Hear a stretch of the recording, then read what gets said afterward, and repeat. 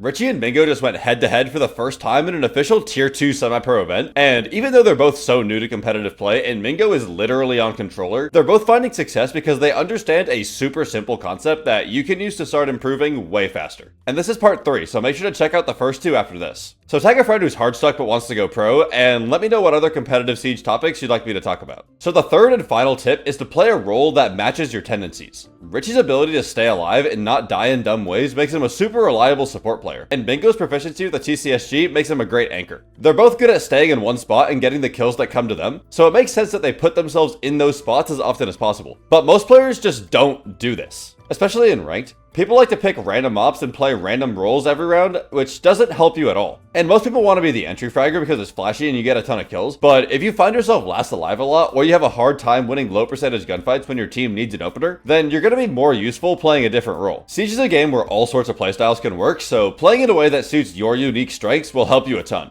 So here are 3 sub-tips to help you get started. Think about what you're doing when you find success. Do you win a lot when you're playing shields? Do you get a ton of kills when you're playing vert? Are you good at clutching in the late round with a shotgun? Whatever it is, don't try to force yourself onto a role that you aren't comfortable with, and instead pick one that suits your strengths and master that role before you try to branch out into other things. Second, don't fill outside of your preferred role, especially in solo or duo queue. If you want to be an entry player and someone on your team is like begging for someone to play thermite, just don't switch. Maybe you can play striker and play some cans, but you can find a way to win the round without bringing the exact perfect utility, so just focus on mastering your playstyle and figure out what types of win conditions you need to play into. And third, isolate skills and practice with intention. If you love Valkyrie, then you need to know all the good Valcam spots and ways to get easy C4 kills. If you like playing Buck, then you need to make sure you know your pathing and understand how you can make all the vert without getting C4'd. Mastering a small pool of operators will make you so much more valuable to your team. So those are the things that I saw RICCI and MINGO do to help them go from ranked to Challenger League in just a few months. If you're interested in getting better at competitive Siege, then follow for more videos